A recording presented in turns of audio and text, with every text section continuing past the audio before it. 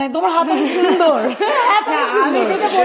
আমার চোখ বারবার এরকম হয়ে যাচ্ছিল যে ওয়াও ওয়াও।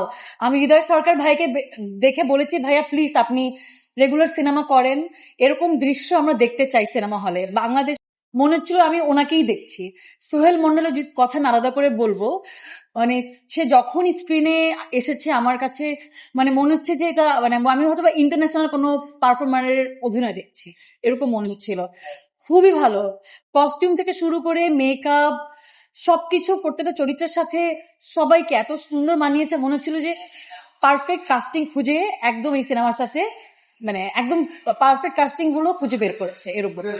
আর আসলে আলাদা করে বলতে গেলে সিনেমাটোগ্রাফির কথা বলবো, দারুণ জায়গাগুলোকে। ইভেন আমি বরিশালের মেয়ে, আমাদের ব্রজমোহন যে কলেজ, বিএম কলেজ বলে চাহে, ওখানে জীবনানন্দ দাশের বাড়ি আছে, এত সুন্দরভাবে দেখিয়েছে আমি মুগ্ধ। মানে প্রত্যেকটা ফ্রেম, আর্ট ডিজাইন এত সুন্দর, চমৎকার। আমার মনে হয় যে আই এম লাকি যে আমি 2026 সালে এসে আমি এরকম একটা সিনেমা দেখতে পেরেছি। আমি কিছুক্ষণ আগে জানলাম যে এই সিনেমাটা অনুদানের ছবি। এরকম ছবি আসলে অনুদানের ছবি হওয়া উচিত। মানে এরকম ছবি আমি উজ্জ্বল ভাইকে বলেছি, ভাইয়া প্লিজ আপনি সিনেমা বানান, এরকম আর্ট ফিল্ম আমাদের বাংলাদেশে হওয়া দরকার, এরকম দেখতে চাই।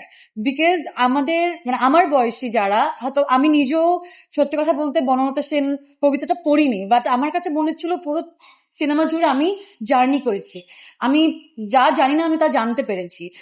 জীবনানন্দ দাশের যে একটা অল্টার ইগো সোহেল মন্ডলকে ওই চরিত্রকে দেখিয়েছে মহিনের, এত দারুণ। আমি জানি না এত ক্রিয়েটিভলি কিভাবে একটা ডিরেক্টর এত সুন্দরভাবে দেখাতে পারে। আই এম সো এক্সাইটেড যে সবাইকে জানানোর জন্য, প্লিজ আপনারা হলে এসে বনলতা সেন দেখবেন, খুবই খুবই দারুণ, মন থেকে বলছি।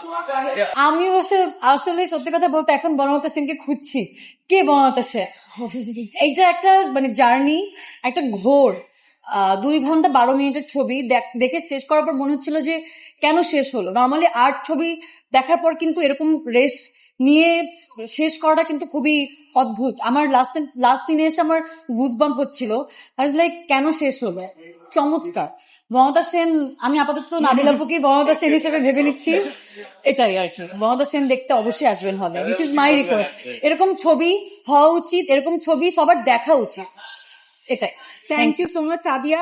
আমি যেহেতু সুযোগ পাচ্ছি আর সাদিয়া এত সুন্দর করে তার অনুভূতি বর্ণনা করেছে, দুটো কথা আমার খুব বলতে ইচ্ছে করছে। এক, যে সাদিয়া কিন্তু অনেক ইয়াং, সে কিন্তু জেনজি বিলং করে না। হ্যাঁ, তো একজন জেনজি হয়েও সে যে এই ফিল্মটা, এবং সে বলেছে যে সে বনলতা সেন কবিতাটি পড়েনি, তারপরে ওই ফিল্মটা যে শুরু থেকে শেষ পর্যন্ত সে পুরোটা অনুধাবন করতে পেরেছে, ফিল করতে পেরেছে, ঘোরে আটকে গেছে। তার মানে ফিল্মটা বোধগম্য, তাই তো? অবশ্যই। ইভেন আমি জানো তোমার যে ক্যারেক্টারাইজেশন, তোমার যে হাতে পারফিউমের যে প্রথম সিনটা, তুমি যে হাতে এভাবে ধরছো, এভাবে ধরছো, মানে হাতের যে আর্ট ওই সময় ওই হেলেন চরিত্রতে যে হাতের যে আর্ট দরকার, এত সুন্দর গ্রেসফুলি। আমি বলতে চাচ্ছি যে আমরা অনেক সময় ইয়াং জেনারেশনকে অনেক সময় ভেবে থাকি যে তারা বোধহয় অনেক কিছুই বুঝে না, বা তাদের জন্য এই সিনেমা নয়। এই ধারণাটা যে ভুল তার প্রমাণ হচ্ছে সাদিয়া আয়নার। এবং আরেকটা জিনিসও বলতে চাচ্ছি যে আমাদের কিন্তু আশপাশে অনেকের মধ্যে দেখা যায় যে কোথায় যেন একটা কার্পণ্য থাকে একজন আরেকজনের প্রশংসা করবার ক্ষেত্রে। সেখানে সাদিয়া আয়মান যে এত ভূষী মন খুলে প্রশংসা মানে করতে জানে, সেটা কিন্তু আমি তার চেয়ে অনেক বড়, কিন্তু আমি ভীষণ ইন্সপায়ার্ড তার এই বৈশিষ্ট্যে। Thank you so much. ভালো কাজের প্রশংসা মন থেকে চলে আসে। আমি কিন্তু অনেক এক্সাইটেড। আমি হয়তো এখন অনেক গুছিয়ে বলছি এরকম, বাট আমি প্রত্যেকটা আর্টিস্ট যারা আছে আমি ক্রুকে কিন্তু ধরে ধরে মানে আরো বেশি এক্সাইটমেন্টে এটাই হচ্ছে সবচেয়ে মানে একটা বড় মনের প্রকাশ। ও আমি আসলে অনেক আর্টিস্টের নাম বলতে ভুলে গিয়েছি। এখানে নাজিবা বাসার অভিনয় করেছে, মাইমুনা মম অভিনয় করেছে, প্রিয়ন্তী উর্বি অভিনয় করেছে, সোহেল মন্ডল, খায়রুল বাসা, নাবিল আপুর কথা তো আর মানে নতুন করে বলার কিছু নেই।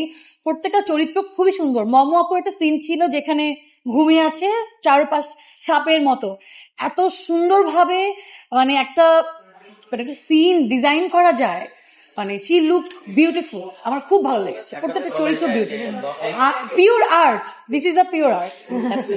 মুগ্ধ আমি সত্যি। Thank you so much.